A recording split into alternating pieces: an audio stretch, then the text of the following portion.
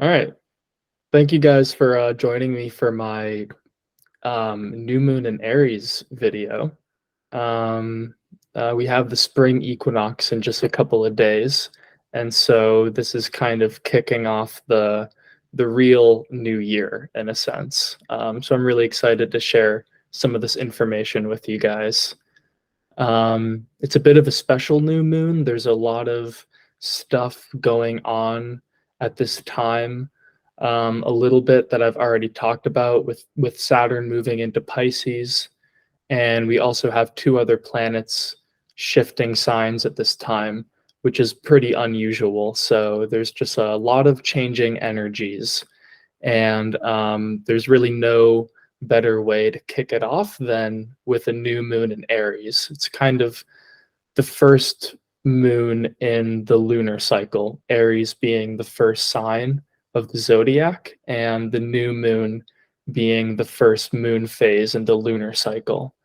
So it's all about initiating new projects, kind of launching into the new year. It's going to bring a lot of really great energy to sort of initiate spring and initiate us into 2023. So let's get started.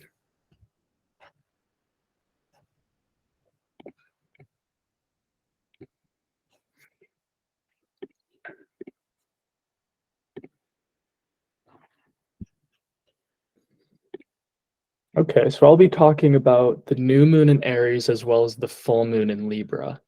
The new moon is going to take place this March 21st, and then the full moon is going to be on April 6th. And so this talk and what I'm talking about is going to be for the entire period leading up to the next new moon in Taurus, which is going to be on April 20th. And just for a quick synopsis, this is really about launching into a new era. The new moon in Aries always initiates the season of spring and the new year from an astrological standpoint. And for this year in particular, we have a lot of shifting elements that I'm going to talk about, a lot of changes that are happening on an individual and collective level in terms of our awareness and energy. But essentially, this is a time for fresh starts, new opportunities, and expanded horizons, and kind of putting ourselves out there into the world. Some of the themes that are going to come up is about embracing masculine energy. I've talked a little bit about the importance of healing the feminine during the transit of Saturn through Pisces, which is going to take place between 2023 and 2026. But a really essential component of that healing of the feminine is also going to be including our masculine energy and kind of reorienting ourselves to this part of our own selves and in the world as well. Um, because the lesson of Saturn is that in order to manifest our desires and dreams and fantasies, these kinds of elements that are evoked by Pisces, we're also going to need a lot of discipline and strength and the ability to create real containers for manifesting this energy. And in order to do that, we're going to have to be able to fully embrace the masculine side of ourselves and heal some of the wounds, collective wounds that we have around masculine energy, which has been very disturbed over the last couple hundreds of years. I think that most people's idea of masculinity is a far cry from the true sacred masculinity that I'm going to be talking a little bit about in this lecture. And we're also going to be talking about the idea of bridging the human and divine, and so rediscovering the sacred in the profane, in the material, earthly realm that we live in. Um, some of the transits that are going on right now really provide an ample opportunity to really fully embody our physical nature as part animal, as human beings, um, and discovering the sacredness in that. So here are the four major alignments that are happening at this time. The first has to do with reigniting the sacred masculine. And this is the Aries, this is really the essence of the Aries new moon, which is this pure, unfiltered, masculine energy that is kind of just shooting out unhinged, and allowing that to flow freely, unimpeded. And so this Aries new moon is happening with Mercury, Jupiter, and Chiron. Um, and I'm going to go deeper into all of these, so I'm just going to run through these quick. The second is about embracing the savage self, our primordial animal self, with while Mars is entering Cancer. And this is going to be a somewhat difficult transit that might bring up a lot of conflict, but there's going to be a lot of healing potential along with this as well. The third major alignment has to do with reprogramming through our senses. And this has to do with Venus and Mercury being in Taurus with the North Node in Uranus. I know this is a lot of just astrological jargon right now, but I'll explain it further. And then the fourth is the collective agenda, which are these two really big planetary shifts that are going on right now, with Saturn just having entered Pisces a few days ago, and Pluto, which is going to be entering Aquarius later this month. Okay, so let's talk about reigniting the sacred masculine. Um, the new moon in Aries in general is a really good time to just get ideas off the ground. And so, like I said here on the PowerPoint, creating rough drafts. And so, if there's any idea or dream or project that you've kind of been sitting with and thinking about for a while, but haven't really quite gotten to actually doing anything with, this period of time for the next 3 weeks, to be specific, up until April 6th, is going to be a really positive time to just get your ideas out on paper. It doesn't have to lead anything. It doesn't really have to be polished or clean. But the energy of the new moon in Aries is like the seedling pushing through the earth and breaking daylight, breaking through the surface. And so likewise, this is kind of a time for our ideas and dreams to kind of first break through the surface of our own filters and mind, and just kind of get them out there and however we can. So this might be writing mission statements if you have a project or a business in mind that you want to create.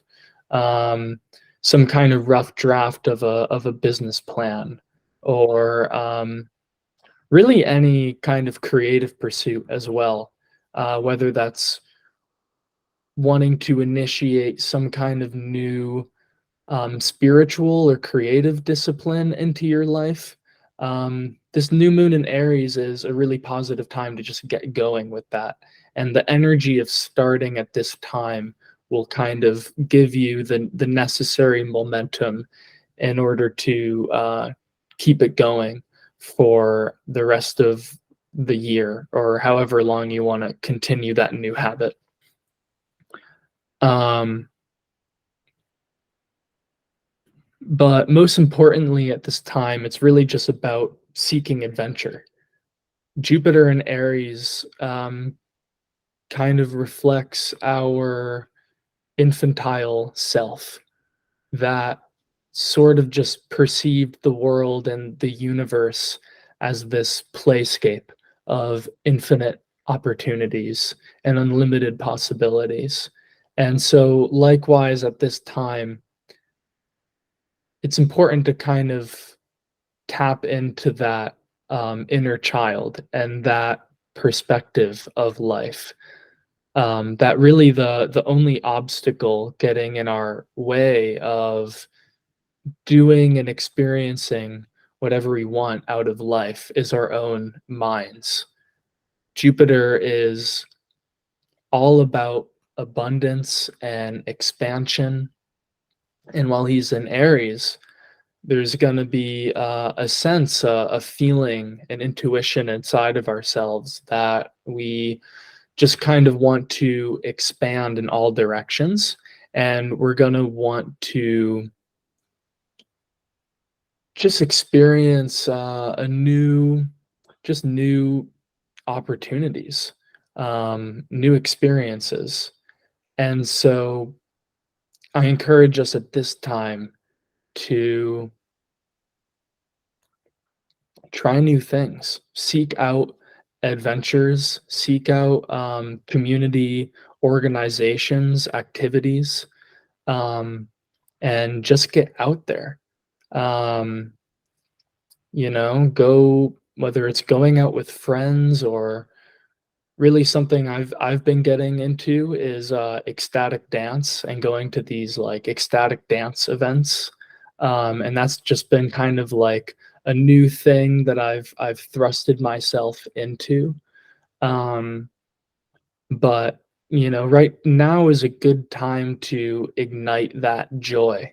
I know for myself sometimes it's difficult for me to tap into that feeling of joy and abundance and carefreeness. Um, but with Jupiter and Aries right now, I think that if we let it and if we initiate it, the energy is ripe to kind of push us into having more of these experiences of carefree joy. And so it's really just about finding the adventure, whatever that adventure means to you. And most importantly, at this time, um, holding space for the wounded masculine. Jupiter at this time is going to be conjunct Chiron. Jupiter, again, is this planet of abundance, but also spiritual wisdom. And then Chiron is the wounded healer. So he highlights our deepest wounds as well as um, the point of transformation. And so it's a really potent time at this moment to use journeying and guided meditations to embrace our yang energy with new eyes because we're really going to need this energy for courage, strength, vitality, as well as balance. Um, I think that people's wounded masculine energy manifests in different ways. For myself, it's been feeling a lot of anger and shame towards the what I perceive to be the more masculine aspects of myself, just because I was entrenched in such a and kind of a toxic masculine environment growing up as a kid. And so as I started getting into spirituality and Buddhism and really started exploring this territory that was completely different from the world that I was living in before, it kind of instilled this very negative view of everything that I had been taught before, which was masculine in a sense, but kind of in a distorted sense. And so for me, it was really about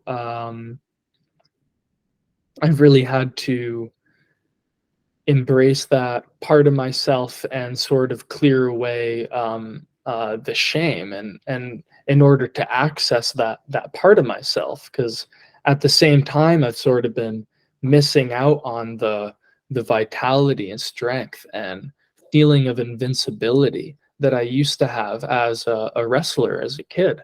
When I was in that world of martial arts, there really was this sense of invincibility and the feeling that I was capable of anything because I was constantly pushing past my own mental barriers.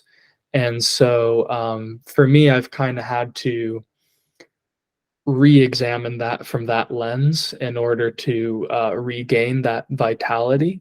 For others, it might be more about bringing the masculine into balance and feeling like you constantly get caught and trapped in overactivity and overthinking, overanalyzing.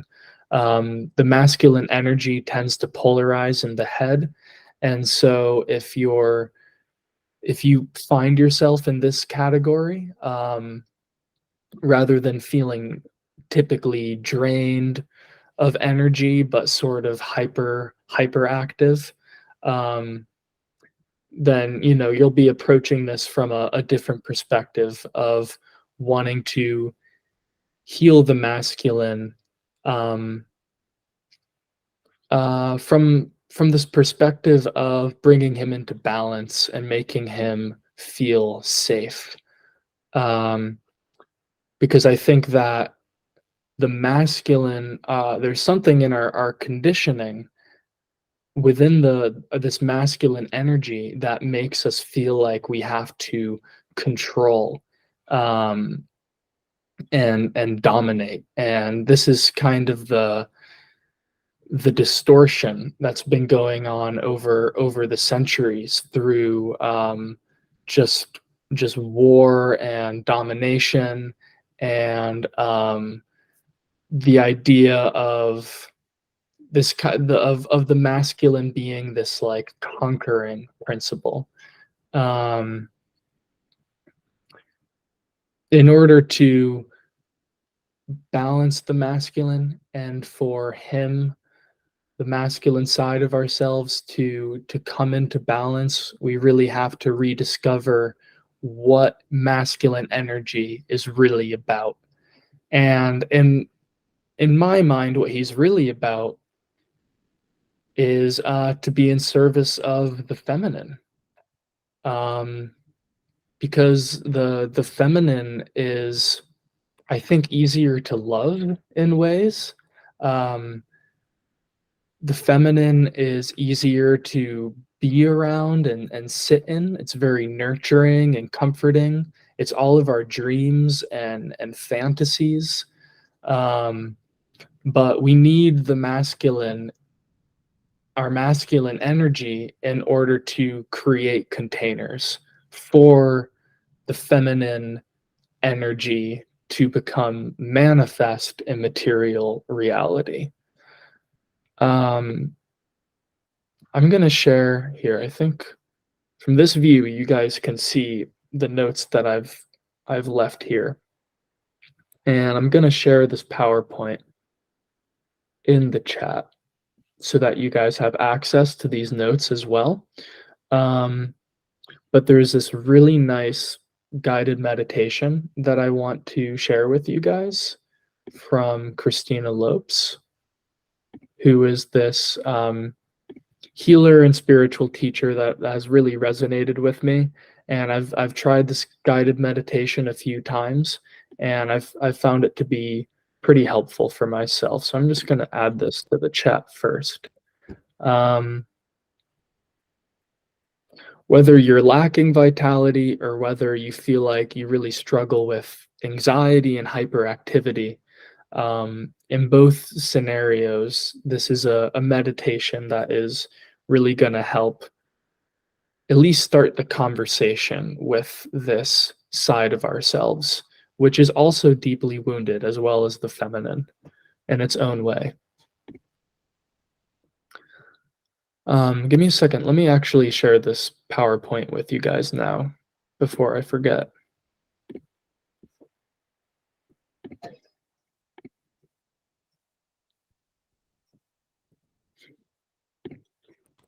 Okay, so now you guys have access to this if you ever want to go back and review.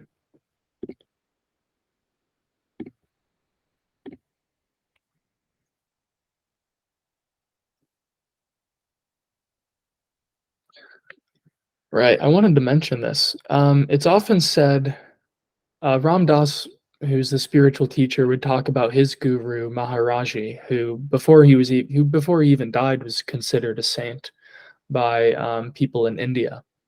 And it's often said of these saints, I've noticed, that they possess both exquisite tenderness as well as a ferocious quality. And so one of my questions was, how can we embrace our inner warrior to access this fierce independence? Because from an astrological standpoint, Mars, which is the symbol of the warrior, isn't going anywhere. This archetypal symbol of the warrior doesn't just disappear with world peace. And in um, enlightened levels of consciousness. And so we need to re-examine the masculine in this way. What is the warrior? Where is the place of the warrior and of our martial tendencies in an enlightened society? Embracing the savage self kind of goes along with this. Mars will be entering Cancer in a couple days after this new moon on March 21st. And Mars does have a lot of trouble in Cancer because, again, Mars is the warrior, the fighter. He's the part of ourselves that is able to act on our desires. He is our masculine sexual energy that is capable of striking out and being independent and, getting out of life what we want, this kind of energy.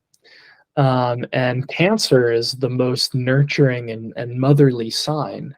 And so this in turn kind of can create a lot of internal conflicts at our foundations, as well as interpersonal conflict in our family and relationships. But I want to explain a little bit about why this might be healing. Um, Mars in Cancer activates the id, which is the suppressed and unconscious reservoir of animal instinct that society and social norms seek to control. And so this is the inner conflict that could come up. We inside of ourselves, while we might have enlightened intentions, um, at our root, we have to remember that we're human, and that means that we're animals, and we have this primordial, instinctual, impulsive side of ourselves that I think from the ego's perspective is pretty scary, because with that comes all of our suppressed anger and rage and desire and all of the feelings and emotions that we were told weren't okay as little kids and that we were kind of trained to control and suppress. And so these are some of the things that will be coming up during the month of March and April, and maybe a little bit later. Um, but if we can embrace this part of ourselves and accept it as useful and a part of our wholeness, I think there's a lot of power to be gained from this as well. Um, because it is purposeful. These animal instincts do serve a purpose to protect us and to help us um, get what we want in life. I think a lot of the vitality that we feel is missing from our lives probably comes from these uh, so-called negative emotions that we're told to feel kind of shameful and ambivalent about. Divisive conflict within ourselves and our family serves the purpose of forging stronger bonds at our roots. And so this is what I was thinking might be the purpose of conflict, is that if we can learn to use conflict and work through conflict and see it as a part of um, the process of creating deeper bonds both within ourselves and within our families, then we'll be much more capable of moving through challenges as a unit. If we can embrace conflict as a part of that process, then we won't be so threatened by it. And Mars in Cancer is really Mars's most difficult task because the warrior is having to learn how to unify through the conflict that naturally arises in our lives. Mars in trine with Saturn, and both being in water signs, Mars in Cancer, Saturn in Pisces, gives us the capacity to heal this foundational wound as well. Um, you might find that with this combination that we'll be experiencing towards the end of March and early April, that you're capable of sitting with difficult emotions that you would normally run away from. So this is a really good opportunity for deep emotional release of some foundational wounds as well.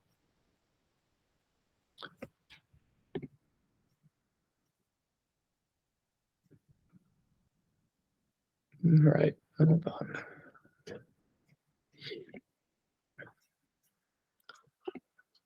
And again, this kind of follows a similar theme with the North Node. You can think of the North Node as our North Star, as a collective, sort of like where our collective evolution is pointing us towards at this time. And right now, it's pointing us towards the sign of Taurus, which is the most earthly embodied of the zodiac signs, and really reminds us of what our experience on Earth is all about. Because what really matters about spiritual evolution, this idea of evolving our consciousness, when people can't even put food on the table for themselves and their family.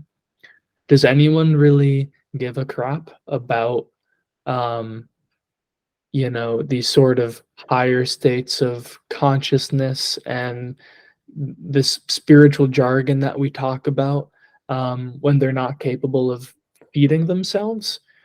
Taurus really reminds me of Maslow's hierarchy of needs and how these basic needs are really foundational to everything else that we're able to experience in life.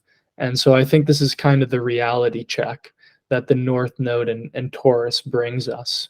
We're moving away from Scorpio right now, which is opposite Taurus. Scorpio is psychoanalysis, um, digging into and pondering and analyzing every aspect of ourselves and um, figuring out our different complexes and why am I this way, and all that kind of that deep painful healing work. And right now the healing that's going on is just about learning to enjoy ourselves and enjoying simple pleasures on Earth. Um, I think for a lot of us in our culture, that's actually a lot more difficult for us for some reason. I think we have a lot of shame around our relationship to food and our relationship to sex and our relationship to just enjoying our earthly experience without judgment, without feeling like it's getting in the way of our spiritual evolution and healing, that it's somehow holding us back from realizing our full potential. I think that is maybe an idea that we've inherited from Christianity and our kind of Catholic Protestant um, heritage from Europe. And I'm not really sure where that stems from. But it seems to me that we have a lot of ambivalence and shame around um, the kind of just the embodied experience of being on Earth. And so now really isn't the time to um, struggle with our minds and our compulsions and you know practicing ascetic spiritual disciplines. We're kind of letting go of that fixation that we have, and moving into just learning how to enjoy ourselves. So I really recommend that at this time as well, to embrace your desires and see what comes up. Watch the mind and the judgment that comes up as just sort of as you go for I don't know, the ice cream or whatever unhealthy snack in the cabinet. Just observe and just like watch the maybe the judgment that comes up, um because as Saturn moves through Pisces from 2023 to 2026, there is this idea of using our desire system and our sexual energy for what matters most. And so there is this idea and opportunity to sublimate our sexual energy, of denying ourselves certain desires of instant gratification in order to use that energy for things that really matter to us and to manifest our dreams. But I think that with what's going on right now, it's a good opportunity to, again, unify our foundations and not to be sublimating this energy from a place of shame, which I think that a lot of us, including myself, get stuck in. And so I wrote here, let's learn to enjoy our five senses without judgment before sublimating sexual energy. I think that creating that foundation of non-judgment towards our desires is really important before we explore these tantric practices. I'll also mention quickly that at first Mercury, the planet of our intellect, is in Aries during this new moon phase. For the first 2 weeks following the new moon is a really good time to again, like, create these rough drafts, sort of just open up the floodgates, and create without any real refinement. And it's a great brainstorming period with Mercury and Aries. By the time of the full moon, which is on April 6th, Mercury enters the sign of Taurus, which is about giving form to spirit. So the first weeks after the new moon will be kind of a brainstorm phase. And then the 2 weeks after that, if you're aligning yourself with this energy, is going to be a really prominent time to kind of ground those ideas and thoughts and to give them form and to think about how you can create something of lasting value.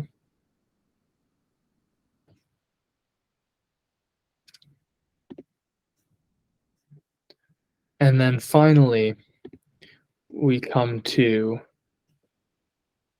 these really big, two big players in the solar system, Pluto and Saturn. And it's amazing because I feel like right now, at this time in the world, if you're older than me, you probably feel like this has been going on for a long time. But I feel like starting during this COVID era that we've been going through, which Saturn in Aquarius initiated. Saturn in Aquarius, um, Saturn moved into Aquarius, I believe during February of 2020, which is right when the COVID situation started to go down. Um, and I feel like since then, there has been this emphasis on collective issues and um, this theme, this really apparent sense that we are an interconnected global community and that our borders are almost meaningless at this point. And I think that for most people in my generation who have a lot of outer planets in Aquarius, we don't really identify with any, or at least it's difficult for a lot of us to identify with a nationality when when ecological disaster is on the horizon. And what I really care about more than anything is the state of the planet and whether humanity is going to be able to pull through, let alone the United States. Um, and so Saturn and Aquarius kind of paved the way to amplify this awareness in people. And then as Pluto enters Aquarius, it's kind of continuing that narrative. Um, One of the exciting things about Saturn in Pisces is the dissolvence of identity groups. And I want to say that tentatively because I think that it's really important to acknowledge identity, what's called identity politics to a degree, which was very prominent when Saturn was in Aquarius, because Aquarius is about social groups. It is a collective sign, but in a more intellectual sense. And so during that time, we saw, issues related to race come to the fore and related to LGBTQ and marginalized groups. And all of those things are really important. But I'm excited about Saturn and Pisces because in Pisces, all of those distinctions get blurred. And Pisces is really about the one energy that connects us all. The idea that we are all human and that behind those identities and narratives that we give ourselves, we're really all the same. And why I think that is important at this time, and I'm not a political analyst, and I really don't know what I'm talking about, but just as an observer, um, I think that I think that one of the methods of control that people in power use is by pitting poor people against each other. The farmer out in the Midwest is for some reason, you know, angry or pissed off about the issues that are stemming from the ghetto in this inner city. and the people in the inner city are, see this Midwest farmer as this, Trump loving racist or whatever. And to me, this is a classic method of control from people in power and people in the elite classes to use race as a way to pit two marginalized communities against each other, while in reality, um, this is a time where we really got to reach out beyond these boundaries and borders of race, religion, and class, uh, because the distribution of wealth in this country and in the world, where millions of people are homeless and going without food, is the real problem. And this is what Pluto and Aquarius is going to bring. Pluto is about death and rebirth. Aquarius is our social system, the ideas behind the way society is, capitalism and the industrial complex, that is really just one of many ways that we can organize ourselves. Um, but at this point, with technology and ecological disaster kind of being these very frightening prospects, I think that we're seeing that the current world order, the way that it is right now, is unsustainable. Just as, again, as someone who just got here, I find it strange how advancements in technology are such a negative thing to our economy. Um, Again, I'm not an economist. I don't know how this would actually work, but just viewing it from the biggest picture possible, why is technology not liberating us? Why is the idea of automation such a bad thing? To me, I think it would be great if we weren't separated into groups where you have me, who's able to study yoga and astrology out of my childhood bedroom in my free time, while someone else is cleaning up my trash and is the garbage disposal.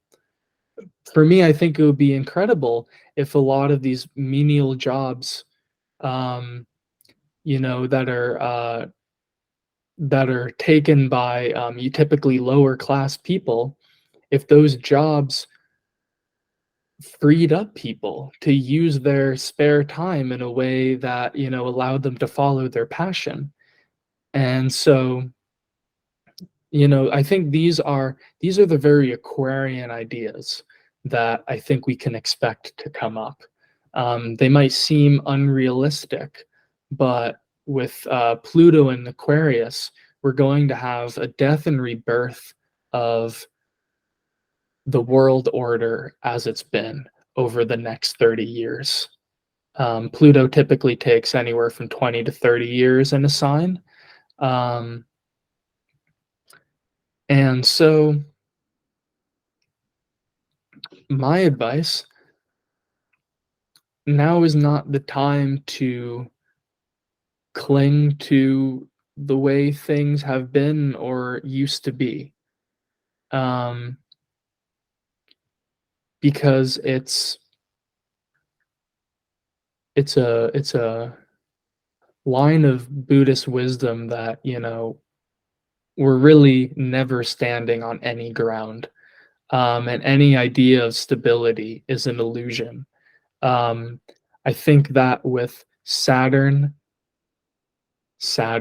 being materiality and form, being in a very boundary dissolving sign of Pisces, and Pluto, planet of death and rebirth, being in the sign of social revolution and social ideas, is it's not a good time to cling to the old. And I think we're all really well supported at this time to follow our bliss and to reject and move away from conventional avenues, because I think that those conventional avenues aren't going to be there very long anyways. So you're actually getting a head start at this time, if you're using this time as an opportunity to figure out what you really want out of life and what you want to be, what your purpose is, and what you want to what how you want to be of service to the world. um, from 2023 to 2026, again, for those who are part of that lecture of Saturn and Pisces, um, now is kind of a preparatory time, a time of preparing for this new cycle that we'll be going through. Again, Pisces is the womb, and so we're in this womb stage right now where a lot of us across this country and across this globe through the global pandemic have been forced inwards into isolation, where we've realized, I don't really want to go to college and be 80 grand in debt for a liberal arts degree. I don't really want to, work this meaningless corporate job anymore. Um, I feel like there's something deeper that I'm meant to be doing with my life. That was Saturn in Aquarius. Saturn in Pisces is the womb stage. That seed idea is being developed in the safety of our home and our internal world.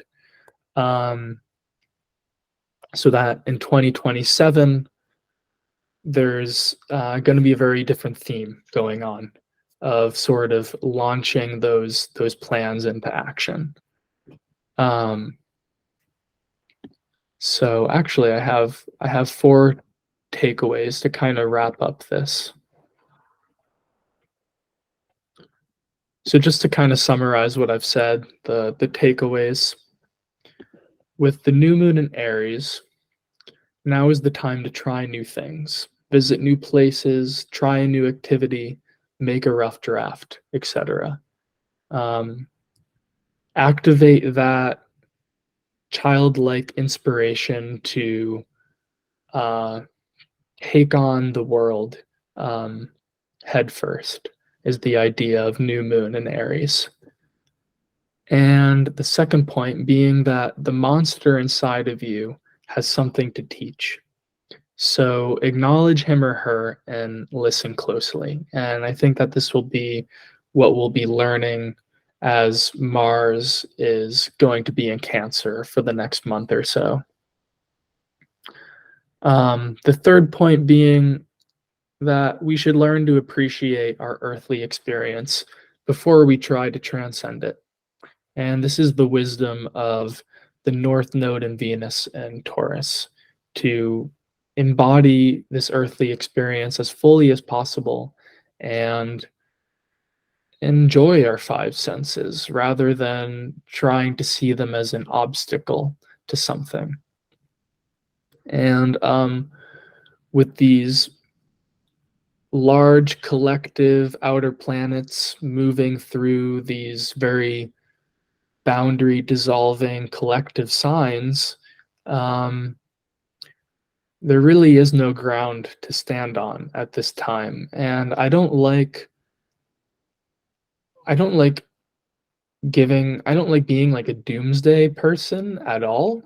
I don't like instilling fear in people. I don't think that we need to be fearful, but I think it's also important to realize that the people in power, the people in power in the United States government, in Russia, in China, these massive world powers aren't necessarily on board with these ideas of dissolving the world order as it is, because they are that world order.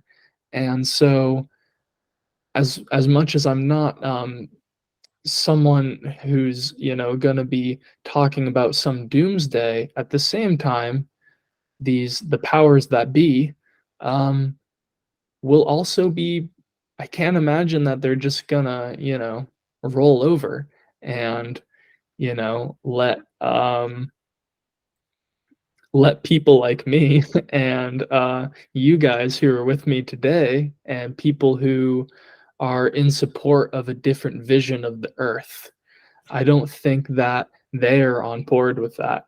And so I don't think that, you know, the earthly paradise and global community that we would love to see of world peace and a more fair distribution of wealth and resources. I think that these very idealistic Aquarian ideas, um, as much as I'd love to see it, I don't know how it's going to happen. And I can't imagine that it's going to happen without any turbulence. And so, that's the only reason why I would say that I would at least